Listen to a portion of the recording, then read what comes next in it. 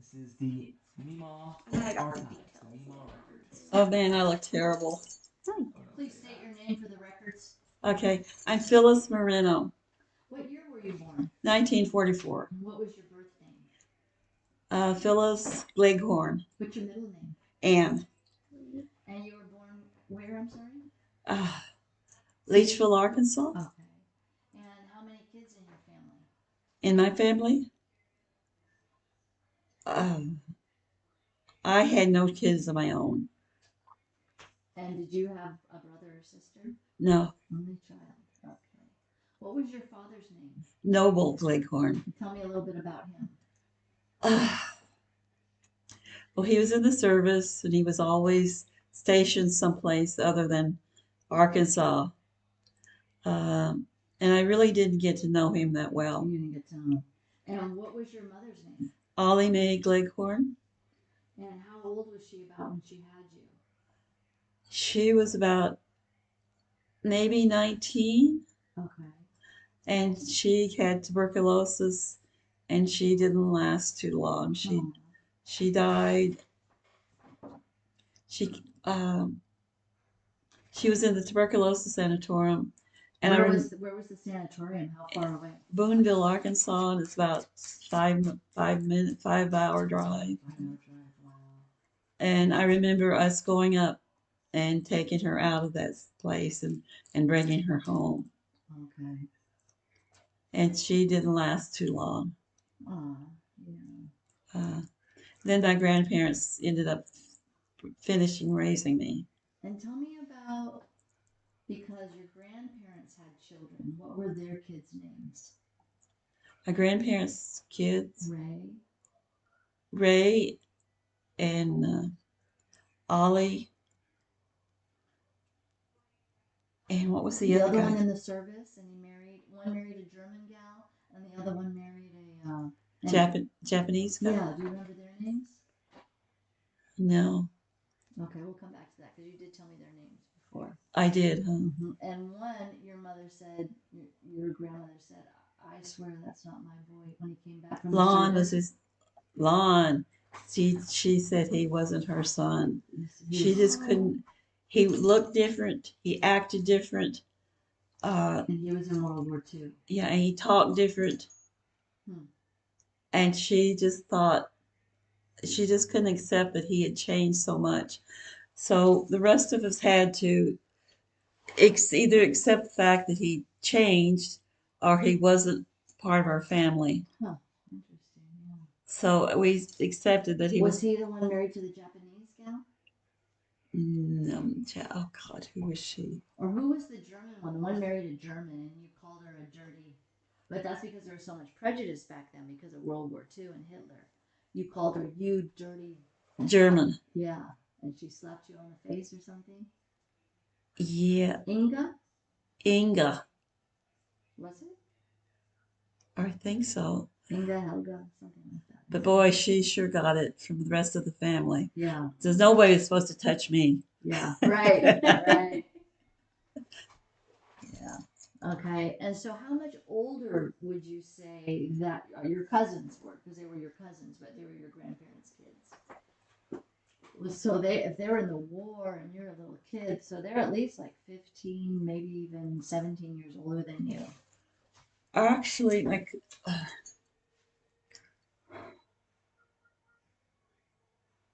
I think they were older than that. I think they were in their 20s. Okay. So they were up and gone by the time you were born. By the time I was born. Now, what was your grandpa's job to make money? Because he kind of took you in and they raised you. Well, he did a lot of. He would go out to there were a lot of farms around us, and he would put me in the truck of his truck, and he and I would go out to the farms, and he would pick up peaches and plums and whatever was. Whatever needed harvesting, he'd do that, and they pay him daily. No, we would buy the fruit, and then he and I would go to the different houses and sell it. Oh, okay, all right. And then, did your grandma have a job back then, or she just pitched in wherever? I think she well, the fields around us, they would have, I what you want to call it, but they'd build a small, a, I don't know what you call it, but something like a frame, and the people would pick the peaches or whatever it was and bring it up there and then sell it to them and then give them the money back. And my grandmother worked in one of those. Okay, all right. And what was the big money making thing? So you came from a very small community, not even a stoplight, right? And only one store. If you wanted another product, you'd have to drive where to get your, if you wanted something special. What was the largest city, next largest city closer to you guys? Was it where you took your GED? It seems like it was Blytheville. Blytheville? Okay. Blytheville. And yeah, my friend and I, neither one of us, we both had quit high school, and so she and her sister decided we should go to school. The three of us should go to school. So the three of us would work in the shoe factory during the day. The shoe factory, that hired a lot of people. That was the main place where people could work, right? Make some money. Yeah. So the three of us, my friend and her sister and I, we had to support our families. So we would work at the shoe factory during the day, and 2 or 3 nights we'd go to school 20 miles away and get more education. Yeah. So we could help our families. And then after you would come back from school, you guys would stop where in the evening? There was what was it called? Some kind of a drive-in restaurant. Yeah, it was a drive-in. Serve hamburgers and sodas, that kind of thing. Yeah. So we'd pull up there, and man, as soon as we pulled up, all the guys from the Air Force Base would come and try to talk to us. They were fishing, yeah. Yeah. All those guys, because I don't think there were many women in the service back then. Nah, Not very yet. few. Yeah. Yeah. So Yeah. they didn't have Oh, yeah. So we both ended up marrying airmen. Yeah. I didn't stay very long with mine, but she stayed with hers. And the man you met, what was his name?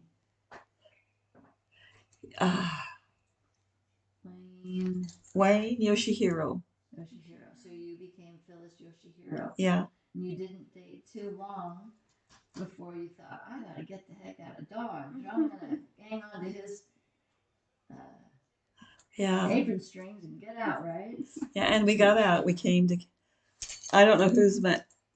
He got transferred out here. You were stationed in Southern California, right?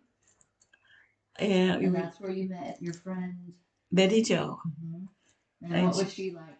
Oh man, she was outside of the people in her age group. She had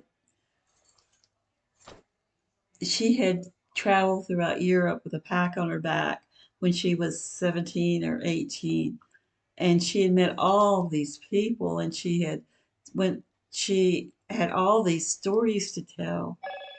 So every time we would all get together to eat and have a good time. And man, every time I got with her, I would latch on to her and listen to her stories. That's nice, yeah. And how many? There was a group of you like that. Oh, there was probably 8 or 9 of us. That hung out and all that. Yeah. Tell me about Wayne's parents. They loved you. What were their names? Oh gosh. Mama. What did you say? You used to call her Mama something. Wayne's parents. And then his dad loved it wasn't really his dad, but his stepfather. Yeah, but he loved him like a son. And he used to love to gamble. Yes. Oh yes. Did he ever love to gamble? We would he'd go somewhere and he'd have an allowance. Yes. And he'd get so mad when his wife wouldn't give him any more money. Yeah. What was her name? I can't remember either. It'll come back to us. Epi or something like that.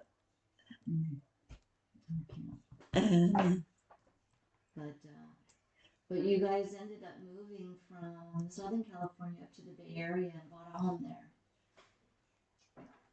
Yeah. And I don't know, somewhere in San Jose. Yeah, it was we even had to watched them build it. Oh wow, okay. So it was a brand spanking new home. Yeah, it was. But you didn't last too long. You had had a miscarriage, And that just I was out of it. and you just up and told him I want a divorce. Yeah. Yeah, I went out to ask him, what do you want for breakfast? Instead of that, I said I want a divorce. And what was his response to that? He said, my mother just said you were going to do this. Oh. So I went to live with my boy, this other guy. I got a divorce and changed my life. Mm-hmm. And with the money that you got from the house, from the divorce, because you had to sell and settle property, what did you purchase? You made a big purchase. I did. Didn't you buy a townhome in San Jose? Maybe. Yeah. I think you had two properties, one you rented out and one you lived in. Probably. And you started working for a real estate agent. See, I think in San Jose. I don't remember you telling me the name. Yeah, but It's I probably didn't. a big name. I don't know if it was a Coldwell Banker or one of the Century 21, maybe. Century 21. Yeah. I didn't do very good in real estate, but Yeah. I ended up getting a good job. Yeah. Somewhere.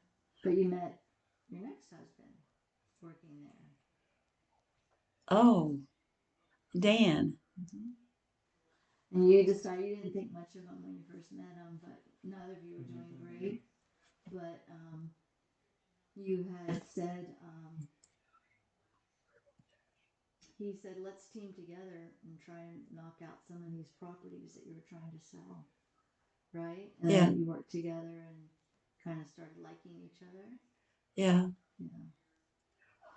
And then his sister moved in with me.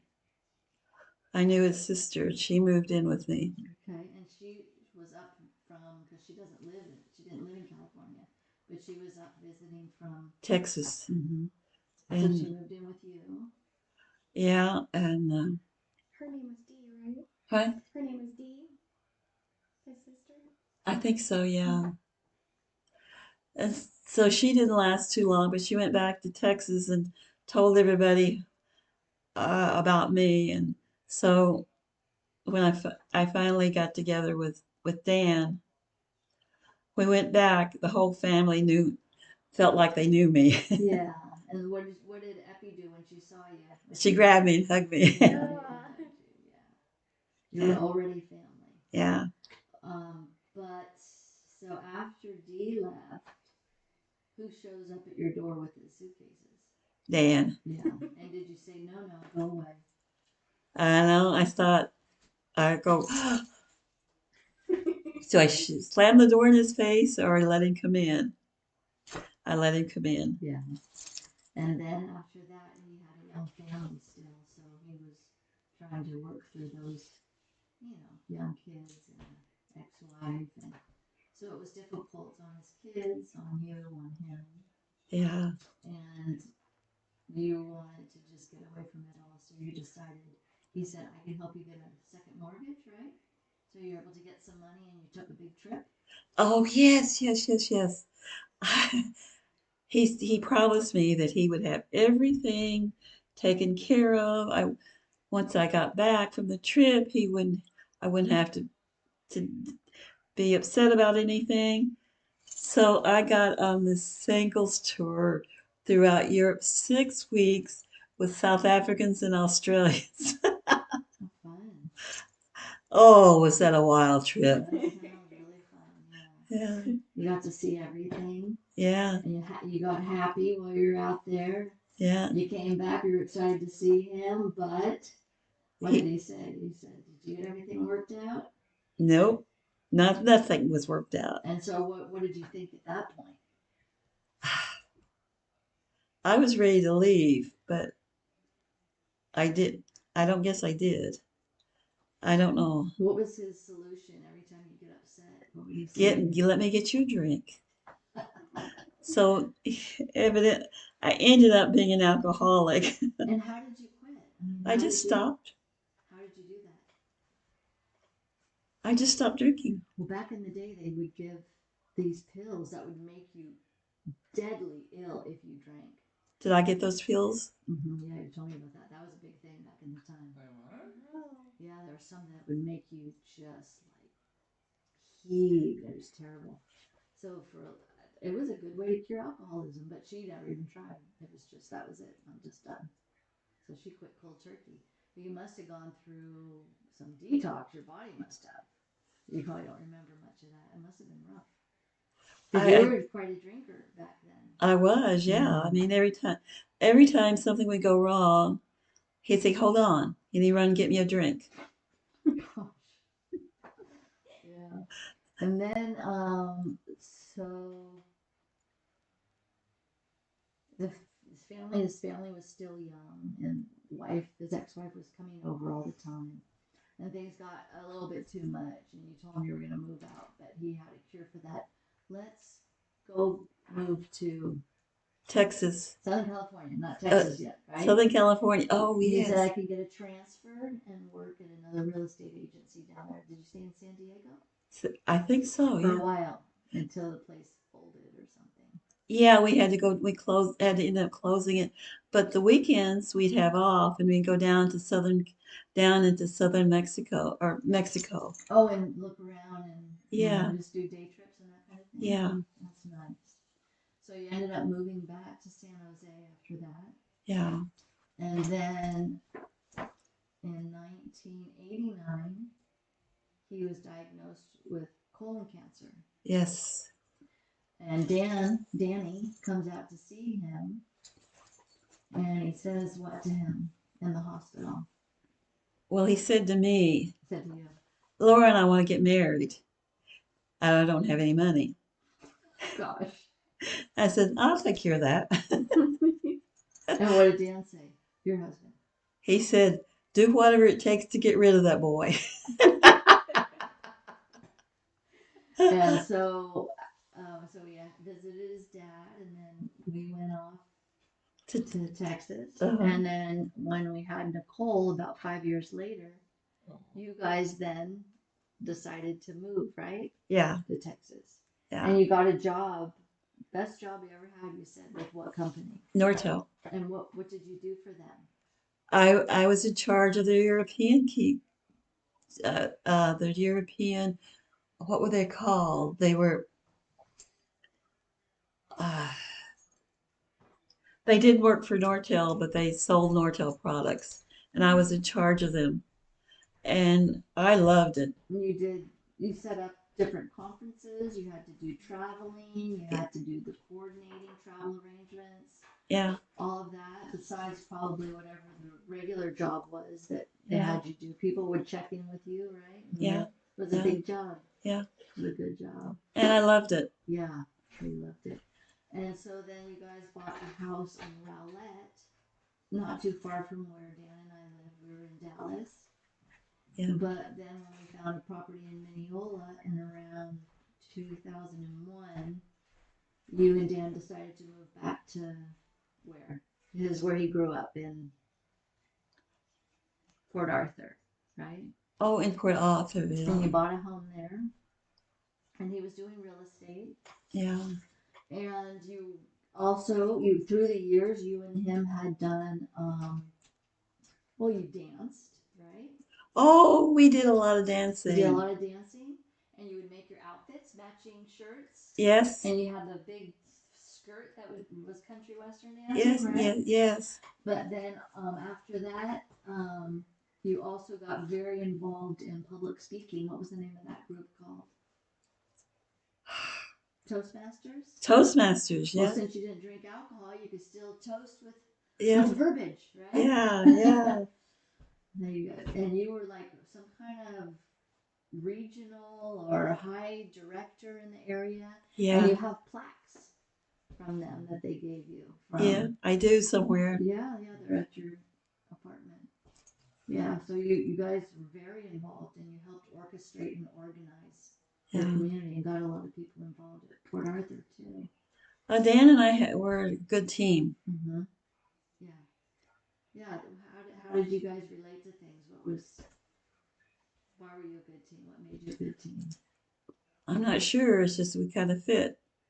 Yeah.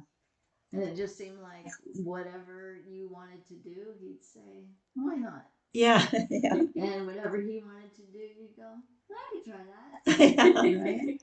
Yeah. You could take up golf together, and you had the dancing, and Yeah. he did a lot of photography. I remember him taking a lot of photos through the years, all slides. Yeah. You still have a bunch of slides from your trips and all. Yeah. So he did a lot of photography, and you guys had a lot of interest. Day trips, travels. You always had a little trip planned somewhere. Yeah. You went to Hawaii a lot. First of all, you had a timeshare in Puerto Vallarta. Oh yeah. When you guys were in California. But you got rid of that. And when you moved out to Texas, my family and your family got a timeshare with Silverleaf, right? Yeah, we did. So we'd have our little getaways, and there was miniature golf and hiking and the pool, and we could just throw the kids in the pool and they were good for the day, right? Yeah. A couple flotation devices and off they go. But then when we moved to Mineola and you guys moved back to Port Arthur, you stayed there a couple years and then decided to move back to California. And your job was flexible enough with Nortel, you could work out of the house, so it wasn't a problem, huh? Yeah. Oh, and you said Dan's daughter Laura said he had a job, so that's what brought you back. Yeah, but he did have a job. So She he did. worked it for a while, but it wasn't a good fit. I He guess was in it the Concord area. was it. Mm-hmm. And then he decided, well, this doesn't work out. Let's go back to San Jose. And he was wanting to settle down. He wanted a place, so you guys went to Magic Sands. And what did he tell you? We're not moving anymore. Pick a place. There was a lot for sale, and you guys looked at a couple of mobile homes there. And you said, okay, this one. He goes, we're moving. You did all the paperwork. You guys moved in there, and you ended up staying there a total of 17 years. Really? Mm-hmm. But then after that, so that brings you to, I think 3 years later, Nicole and I drove out to California. I got a job with City of Santa Clara. And you and Papa helped with Nicole, and the other two, the younger kids, stayed in Texas for the summer. 3 months. They all said it seemed like a year because they didn't like the gal babysitting. But it was like 3 months they were there. Because I got a job in July of 2005. And you guys helped with that, with Nicole. Papa would take Nicole to Taco Bell almost every day while you work Nortel. He'd get, okay, let's get out of the house. He'd take her swimming and take her to Taco Bell because it was the summer. And then the kids moved out before school started in August. And his health, he was strong though. I do remember us going camping. He could canoe. He was strong like a young man almost. But little things started happening. He had diabetes, right? Yeah. And he had, I don't remember what put him in the hospital the last time, do you? I think I probably pushed that out of my mind. Yeah, and I don't remember what. It was something simple where it shouldn't have been a problem. But it And was. things turned upside, well, something turned upside down. I know that his daughter really wanted to look in more to the nurses. She felt like there was some kind of foul play or people disregarding something. I don't really know the whole, I have to ask Dan. But he ended up passing away in 2006. Passed away in 2006. And I honestly thought, because you guys did everything together, you were never apart. You didn't even have a separate friend that you met with without him. Everything you did, you guys did together. We did together. And he would drop you off and pick you up from work. At the train station, he'd be waiting there a half hour early before the train arrived. He'd take you home. He'd wash your car. I remember you telling me that you didn't even carry a credit card to pay for anything because you'd go shopping and he'd hand his card. And I remember after he passed away, we went to the grocery store and you stood there and she said, "How would you like to pay?" And you were like, "Oh yeah." Yes, he had always. So I honestly didn't think you were going to last long when he passed away. because you guys were such a unit Uh-huh. that I thought that other half is gonna, but I you shocked managed. the heck out of me.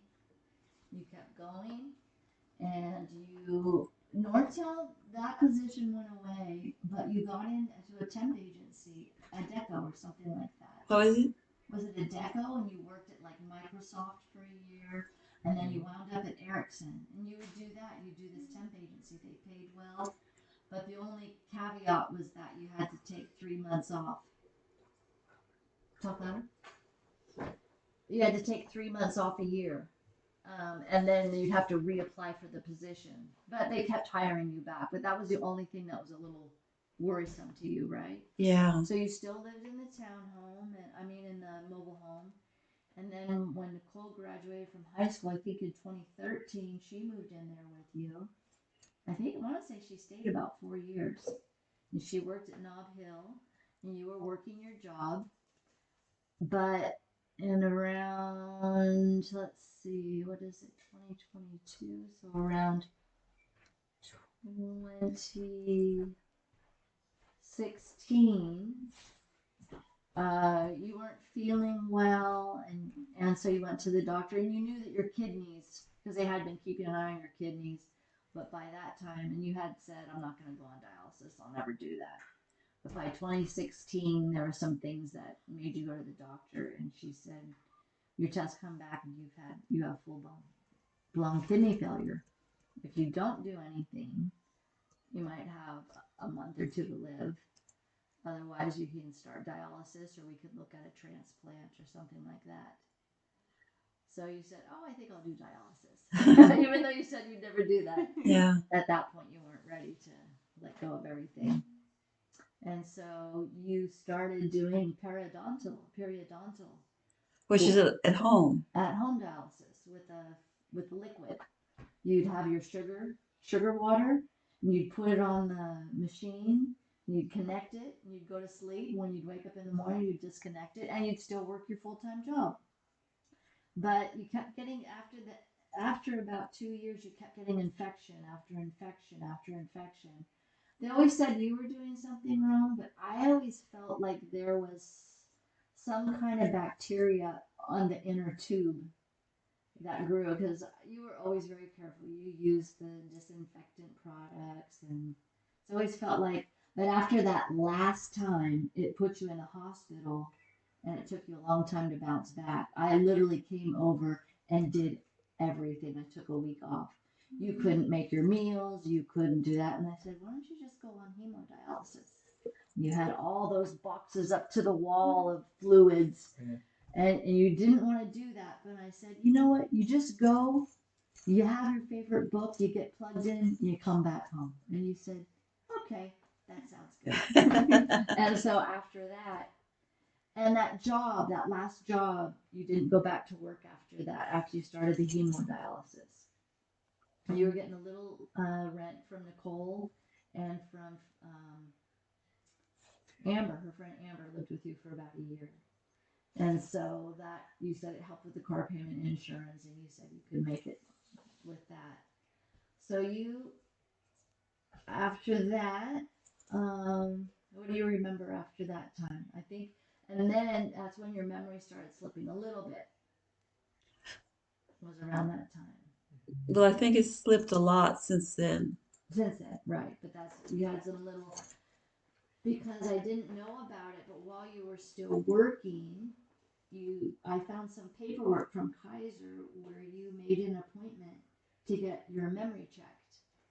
And you came out having slight diagnosis of dementia, still on the lower level, where it wouldn't affect daily routines. But then I didn't even know about that. You didn't share that. You were private about that. But then later on, when I was cleaning up some stuff, I saw that you had that testing done. So there must have been some concern, even when you were working, maybe, about that. I don't know. Yeah. I'm just, And now I know I have full dementia. Mm-hmm. Yeah, but you still do great. Oh, thank you. You're doing amazing. Yeah. So then Dan and I moved up to, you're on hemodialysis, you're driving yourself there, you're driving yourself home. but I'm getting calls. You're missing doctor appointments. One time you forgot to go because you thought it was a different day. So I ended up driving there every weekend just to help you clean house and pick up the slack. And so then we thought, well, and you really didn't want to move. So we thought about different options. What about getting someone to live with you? And he said, you just never know what you get. How do you trust anyone? And I said, well, how about if you move closer to us in assisted living? No, no, no, no. That's one thing I love about you.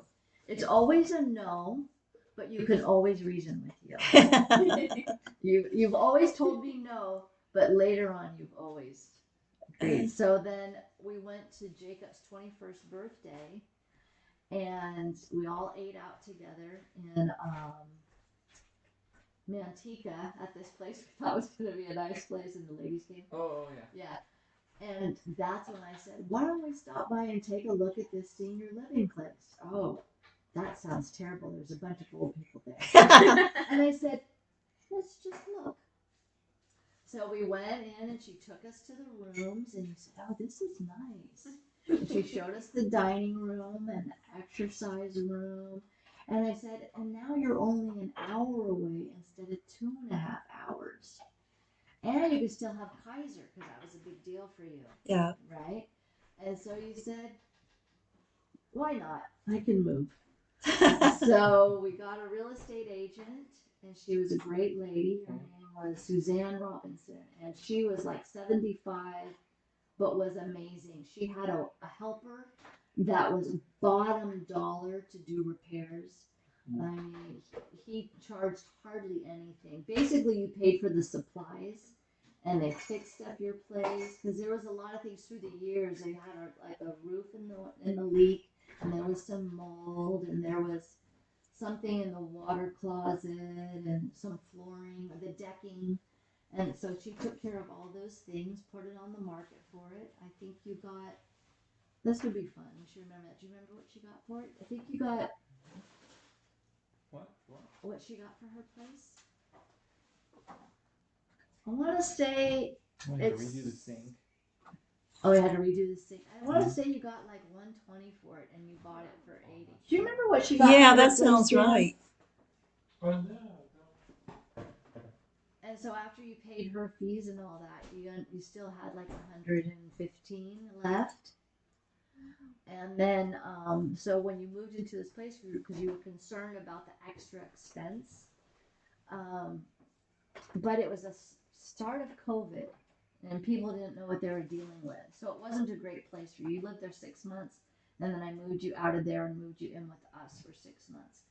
Because people were staying in their rooms, they weren't having the activities, you couldn't congregate. So I think it would have been a great place, and you could have kept your Kaiser, but with what was going on at that time with the COVID and masks, and everyone was freaked out about it, you were really homebound in your room. So then we moved you in with us, and we were talking about, with the money, building you a little, your own apartment, but as we had you here, we saw how sad it was to me that I was working nights, sleeping during the day. Dan worked all day. Megan was gone and tripping and everything else gone. And I thought, gosh, to have her now have her own place and then her not even be in our home, it was too much aloneness. So didn't want to spend your money on that. And so we thought, how about a place where there's activities, where you just show up for meals, where there's reminders, where there's transportation. And you and I looked at many apartments and houses first, but the footing and the levels here weren't great. And then I said, how about Skyline Place Assisted Living? You said, oh no, that I'd never move in a place like that. And I said, could we just look? And I also took you to, there's one other senior home place. I didn't know it was a convalescent hospital. You walked in one door and right out the other. Because everyone was in their beds. Oh. But I still took a look around. I thought, oh gosh, no. But then, and you didn't want to go anywhere else. But thankfully, because you didn't remember seeing that place, I said, how about Skyline Place? So that bad memory was wiped away. And you said, okay. And so we walked in and we toured it, and the lady was real nice, and she showed different apartments and different prices. And the view of the room that you have now, she showed you, and those hills were green, and you said, "Oh, that's view." She says that's one of the best views in the whole place. Everyone likes this apartment. And so you thought, yeah, and they showed you a calendar of all the events. They had exercise and memory things and walking and story time. And so you said, well, I would be closer to you, right? I said, yeah, 4 miles away. He said, 4 miles. But I couldn't have Kaiser, right? We could work out the insurance. Well, how much is it? Well, it's about 4,000. Can I afford that? Oh, yeah, you'll afford it. And you said, well, okay. And so Megan and I, all by ourselves, we literally rented a U-Haul, and Megan and I manhandled did you? everything, Oh, yeah. Thank and you. we hiked it back up there. But to say that Jacob lived with you for a week when you were in San Jose, 2 weeks, and he did all the phone calls and canceling accounts, and so family really pitched in. Thank you, Nicole guys. was over there helping clean. I was coming on the weekends, and really it was a family unit. Everyone busted butt to Thank get you. moved. Yeah, and it was a lot orchestrated, but God is good. The whole thing was a God deal on both ends and every move. So Thank you. Thank yeah, and so now here we are today. You just had a birthday yesterday, Yeah. 2 days ago. How old did you turn? you. 79, Not quite. One left. 78. 78.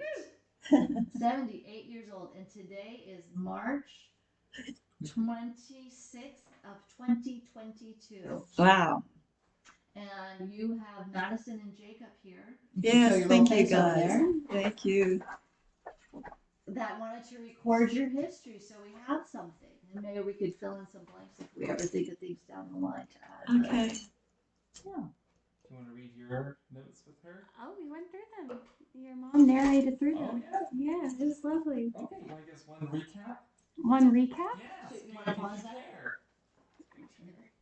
How do we pause this? That's all right. Oh, I think she's gonna. What do you want me to do? Read through this? Yeah, read through it. Recap it. Just get in there. Get in the frame. All the way in the frame. There I am. Hi. Hi. All right. So, from the beginning, we have Phyllis Leghorn, born in the year 1944 in Litchfield, Arkansas, an only child. And I bond with Mema because I'm also from Arkansas and moved out to California for Jacob. Born to a father, Noble Leghorn, serving in the Air Force in the war, and her mother, Ollie Mae King, around 18 or 19 when she had Phyllis, was in the tuberculosis sanitarium. At the sanitarium in Boonville, Arkansas, Mema would go visit her mother and run up the hill to see her mother in the distance through the sanitarium window. Because children are not allowed, she remembers standing on top of the hill yelling, "Mama, Mama!" Her, around 6 or 7 years old, and Ray, around 16 or 17 years old, also got tuberculosis and recovered. But her mother unfortunately passed from the disease shortly after at home because she wasn't getting any better. From then on, raised by her protective grandparents, Bertha Arizona King and Bill King, that felt more like her parents and grandparents. Her grandparents felt the need to shelter her because their daughter, Mema's mother, was sick, and they were fearful of the tuberculosis outbreak at the times. She said her first memory is sitting in that truck in the back reading her books while her grandparents worked on the cotton field. Alma Ruth was a neighbor that had a property filled with cotton and other goods and would support the community because of that. She married into money and inherited her late husband's land. Alma Ruth would come over and yell, "King, get him out!" And well, Grandma would go out with Alma and she would, get through the cotton. And they were off to work. Her grandparents, or her grandfather, also worked odd jobs that she talked about. Grew some strawberries, sending little Phyllis into town with a truckload of strawberries to sell. They would set up their little cart. They talked about her best friends, Pat and Rose Lee, in her adolescence. Rose Lee's family worked in the fields in Missouri, and Mema's family was more focused on education, although she said that she didn't get much of an education until you moved to California, right, for Yeah. college with Wayne. But she did take up night classes with Pat, her other friend, in Litchfield or Blytheville, right? In Blytheville, Arkansas, Uh-huh. to get your GED. And around 1962, at 19 years old, is when she went out to those drive-ins to flirt with those cute airmen. But she talked about that book that really opened up your worldview. Oh, when you're out in Arkansas and things were kind of small there, and you read about Hawaii. Oh yeah, Michener's Hawaii. Yeah, is that what it's called? Yeah, his name, the author was Michener, Michener? and the name of the book was Hawaii. Michener's Hawaii. Yeah, And then you met Wayne, right? I met Wayne. And Yeah. he was from Hawaii, so you're like, ooh. Yeah, he's the guy. checking all the boxes. And he loved coming to my hometown because I take him with me to the Methodist church, and my family liked him, and so we got along really well. And that was kind of unheard of in Arkansas, right? Yeah, Yeah. it was. But you weren't like the other kids. I was not. No. So you moved off to California, and that's when everything else unfolded, right? Yeah. That's all I got. All right. Everything else your mom took over and narrated beautifully. Mema Records. I want to hear about a little bit Oh, of. we're still going? You guys want some Complete. I wanted to hear about your story with Mema.